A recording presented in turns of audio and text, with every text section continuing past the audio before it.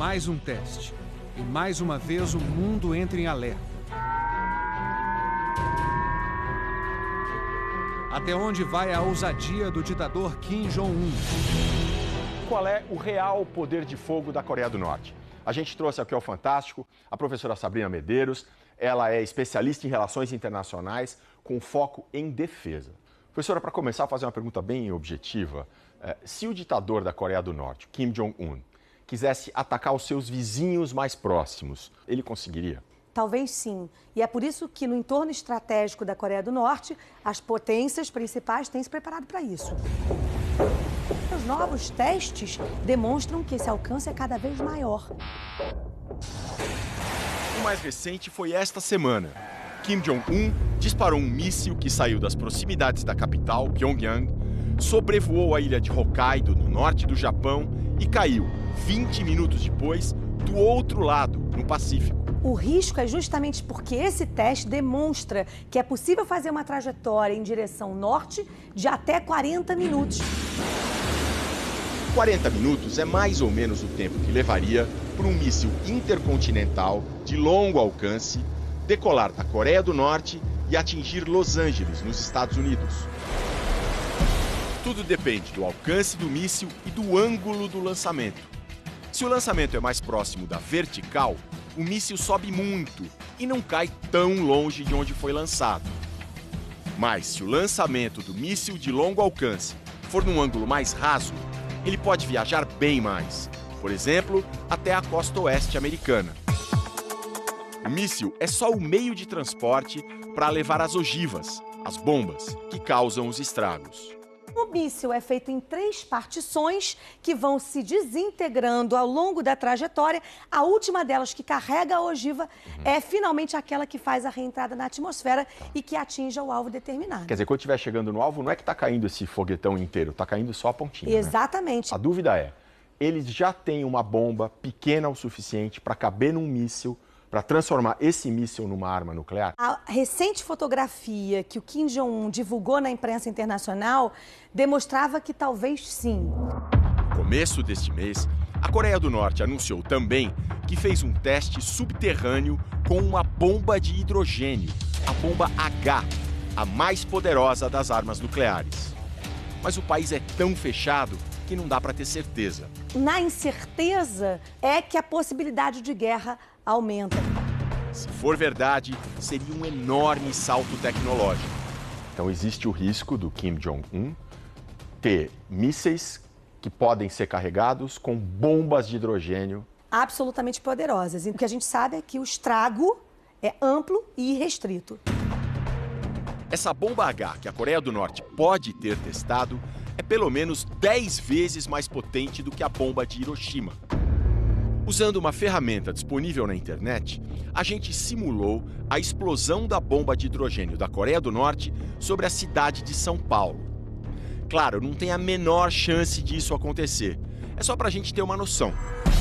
Seriam mais de 500 mil mortos imediatamente, além de 2 milhões de feridos. Num raio de 500 metros, uma bola de fogo, radiação altamente letal em um raio de 1 quilômetro. Num raio de quase 4 quilômetros, um violentíssimo deslocamento de ar. Isso derruba prédio, mata pessoas. E altíssimas temperaturas provocadas pela radiação num raio de 5 quilômetros. Não riscaria a cidade do mapa, mas provocaria danos terríveis.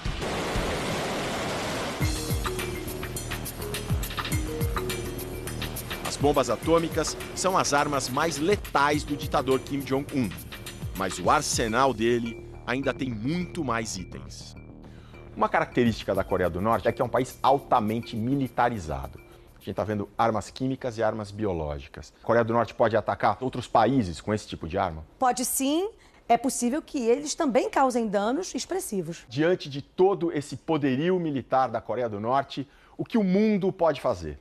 De Nova York, o repórter Jorge Pontual discute quais são as alternativas para lidar com a Coreia do Norte. Aqui na ONU, a comunidade internacional permanece unida para pressionar o regime comunista e obrigá-lo a recuar. Mas e se isso não der certo, o que pode acontecer?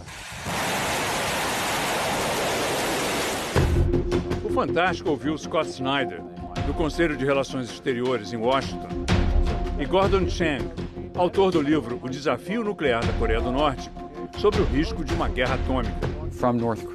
A Coreia do Norte é um estado guerrilheiro que está fora do sistema internacional desde que surgiu, lembrou Snyder.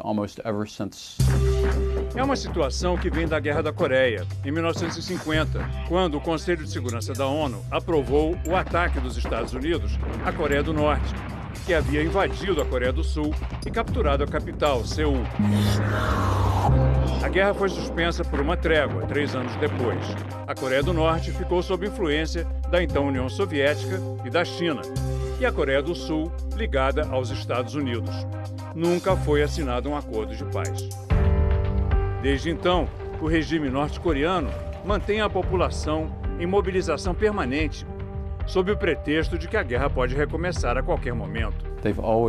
Segundo Scott Snyder, os norte-coreanos sempre se consideraram fora do sistema internacional, o que deu a eles muita flexibilidade para usar opções diferentes e, ao mesmo tempo, fez com que fosse muito difícil controlá-los. Gordon Chang acredita que a China, que na Guerra da Coreia lutou contra os americanos e continua a ser o aliado mais próximo da Coreia do Norte, está por trás do surpreendente arsenal de Kim Jong-un. A China fornece tecnologia e componentes para o programa de mísseis e armas nucleares do ditador, diz ele. Para o escritor, se os Estados Unidos impusessem sanções contra os bancos chineses por financiarem a Coreia do Norte, seria possível desarmar o regime de Kim Jong-un. Pequim tem o poder de influenciar as autoridades norte-coreanas contra Kim Jong-un, diz Chang. E aí, ele não conseguiria mais governar o país. Mas o pesquisador teme que o ditador faça um erro de cálculo, uma provocação militar, acreditando que o presidente Donald Trump não responderia porque temeria um ataque nuclear aos Estados Unidos. Isso levaria a uma nova guerra de dimensões imprevisíveis.